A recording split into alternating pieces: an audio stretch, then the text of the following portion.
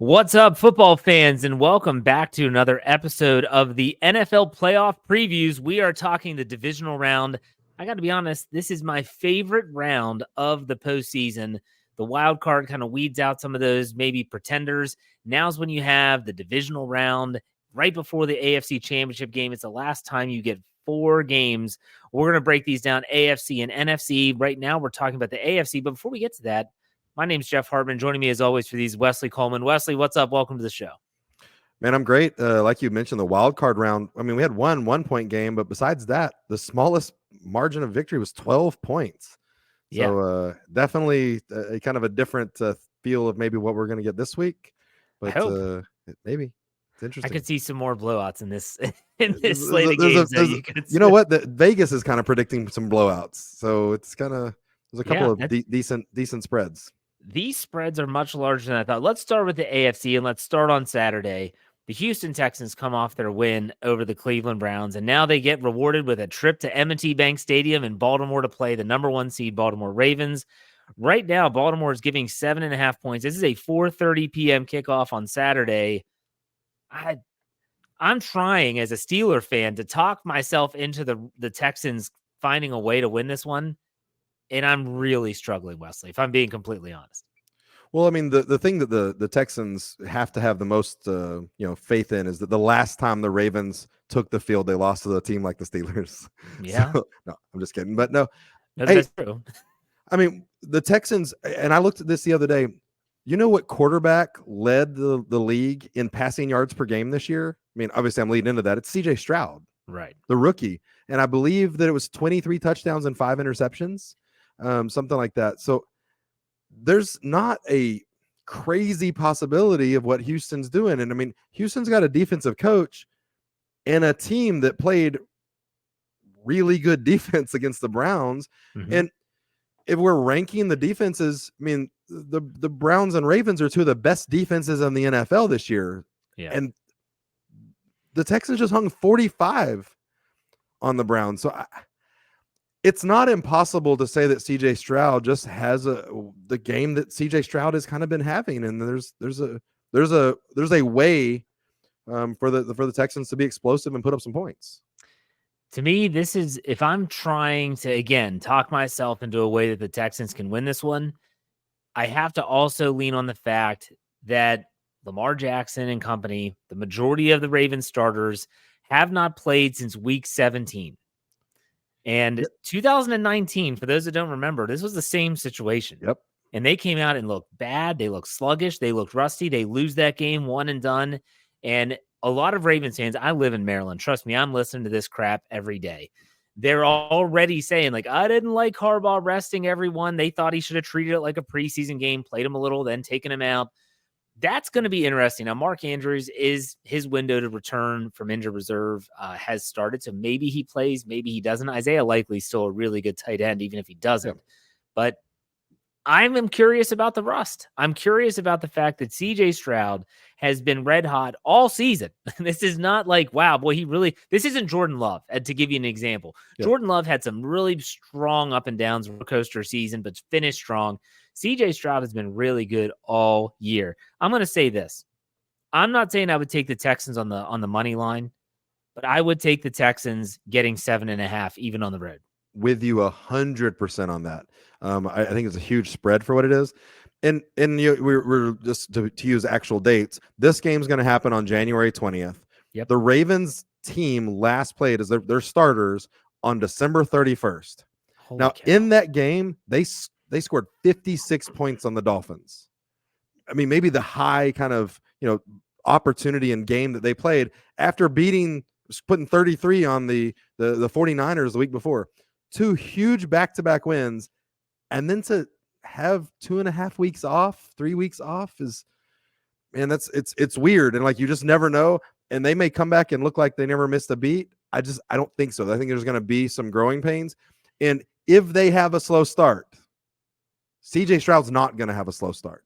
Yeah. And that's where this game plans go out the window when you're down a couple touchdowns.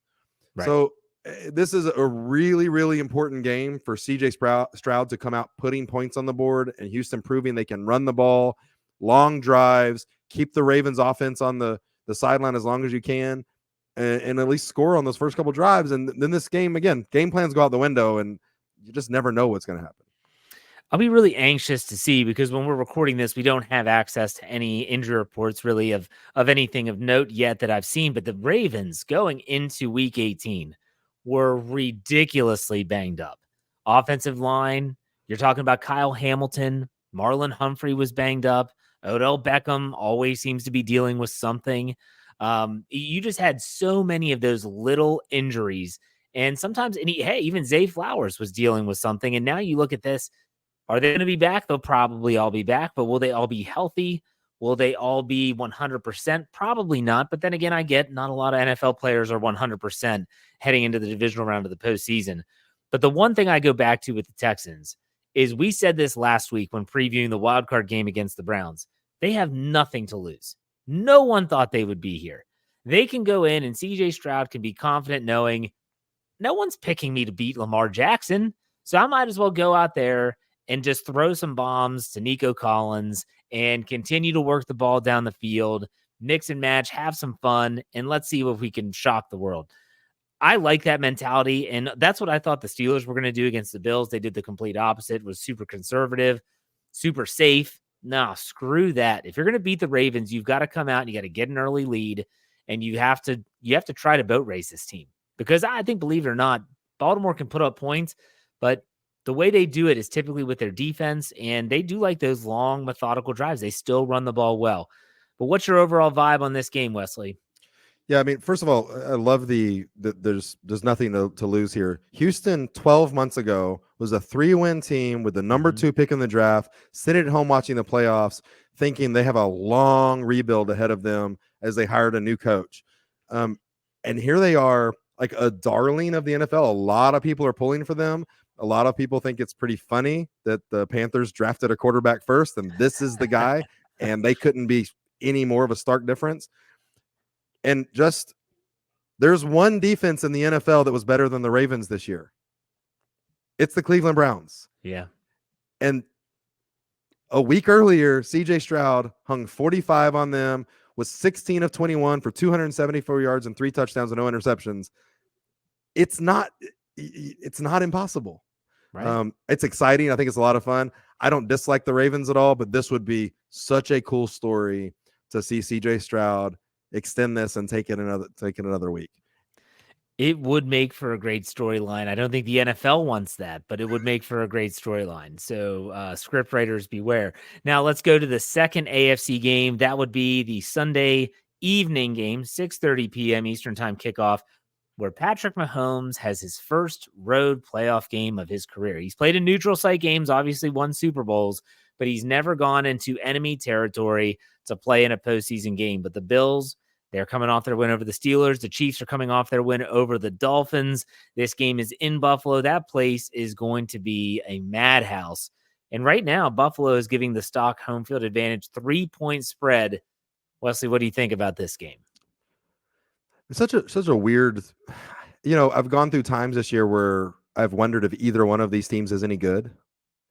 And then seen them play teams where it's like it doesn't look close. And like both of them won decently last week by a couple of scores. And both of them handled the weather better than their opponent did. And both of the quarterbacks handled the weather better than their opponent's quarterback did. And now they're going to play against each other in 20-degree weather. And no telling what's going to happen with, wind and snow and stuff like that. But, man, the Chiefs definitely handled it better than I expected. And Pacheco, their running back, was able to run more than expected. You think of this looks like the Bills, a kind of even game of teams that have been up and down and superstar quarterbacks that somebody's going to have to make a play in weather that makes it difficult to make big-time superstar plays. Yeah, this is not going to be a game where either team is going to be an advantage based on the conditions. Hell, Kansas City just played in -13 wind chill. Freaking Patrick Mahomes' helmet is cracking because of the cold. That's the kind of game it was. And meanwhile, Buffalo's not fazed by a little weather either. So I think immediately this is not like oh my gosh, Miami is coming from South Beach to going to Kansas City where it's going to be frigid. Like that's not going to matter. Man, there's something about the Bills and there's something about Josh Allen that for some reason he shrinks against the Chiefs. It just always seems like, and maybe it's not just Josh Allen, maybe it's the Bills in general. Go ahead. What were you going to say? I was going to say that I agree with you. This is Patrick Mahomes' first ever road playoff Yeah, game. I know. Josh Allen hasn't played them in Buffalo. That's a good point. So I was thinking the same thing. And that I wonder. I thought Josh Allen was going to be the difference because of what he can do with his legs past the line of scrimmage. Right. Where Patrick Mahomes has it behind the line of scrimmage. I thought that Josh Allen could be the difference maker of this what's potentially very close game. Is if Josh Allen can do what he did against Pittsburgh and be that dual threat offensive player, then they're going to win and they're going to be punching their ticket to the AFC Championship game. But if he decides that he's just going to be a gunslinger, he's going to turn it over, and that's when they get into trouble. Let's also not forget that Buffalo had a crap ton of injuries against Pittsburgh. They lost several players. One was carted off with an ankle injury. I think it was a safety. Not sure his name. They are dealing with a lot of injuries right now. And I looked at the Chiefs win over the Dolphins. And yes, say what you want about the Dolphins not being able to beat good teams, not being able to play in cold weather, whatever. Man, that looked like a championship team. Man, hey, I didn't expect that many passes. That was very different than the game. I'll sum it up as easy as I think that Josh Allen ran for 74 yards against the Steelers. Yeah. If he runs for 70 yards in this game, the Bills win the game. I think easily. And I think I was going to say 60. 60 is kind of where I think that threshold is. If he runs for 60 yards in this game, I think the Bills probably win by more than a touchdown. I just think it ends up being that way. This is going to be a game of tight ends. I think that definitely the tight ends are with the in this weather. It's nice to throw to the bigger target that can have the long reach and reach the ball where the wind's kind of swirling it, moving it around. I think we see that again. And I haven't trusted this Chiefs team. I haven't trusted this Bills team. Neither one of these teams am I really excited about that I believe they can be consistent 2 weeks in a row. It's going to be a good game. I think it's going to be a good game. It'll be fun to watch. I think the weather kind of makes it more fun to where they're going to simplify their game plans and we're going to see a good football game. And then I think when you think about, you talked about Josh Allen. If I was setting a line, I would actually set this line because 52 of those 74 yards that he had against Pittsburgh was run. So I would even say that line at 45.5. Yeah. If he's over that, then they win. It might not be by 2 scores, but they win. If he's under that and they limit Josh Allen's ability to run the football as well as throw it, that's when they get into trouble. So we'll see how that goes. But this makes me sick to my stomach because I have the fatigue factor with this guy. Yeah. I see the Chiefs winning this game. I don't know what it is. I see them with that. Okay, Patrick Mahomes has never played a road game on the playoffs, and he goes in there and he's like, you know what? I got this. And I think he does. Wesley, what are you thinking? Yeah, so I'm going to stick with the Bills because I think the Josh Allen's going to be the difference in the rushing. Here's the thing that nobody's talking about, and me and you didn't talk about, and we're not going to talk about it either. The Chiefs' defense has been great for a while. And Josh Allen has been known to throw the ball to the other team, especially in the red zone. But this Chiefs defense is not going to get enough talked about because we're going to talk about Taylor Swift more than we're going to talk about the Chiefs defense. Right. Their defense has been elite for over a month. And if they continue that, this is weather where defense can be elite. If they continue that, I mean, the Chiefs can definitely win this game. Yeah, and so I think that if Baltimore does prevail over Houston, either one of these matchups in the AFC Championship would be a lot of fun. Buffalo going to Baltimore, Kansas City going to Baltimore in the AFC Championship game, that would be a lot of fun. But I don't know. What do you think? Yeah, I think that honestly, the next round is going to be fun no matter what.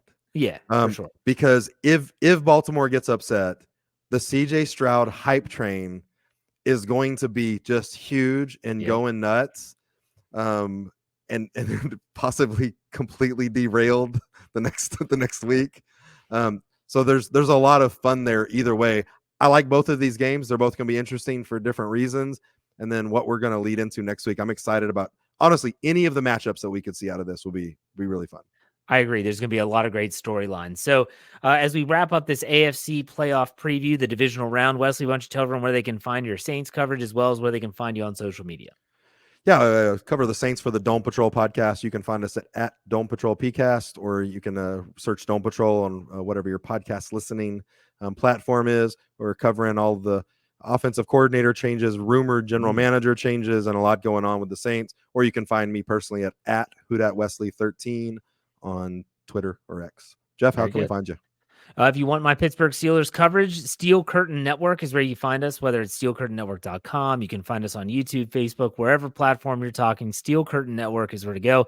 You want to find me individually, talk a lot of things, even golf, go J Hartman, HARTN_PIT on Twitter, and you'll find me there. Wesley, thanks for your time as always. Coming up next is going to be the NFC Divisional Round. Stay tuned. We'll be back with that.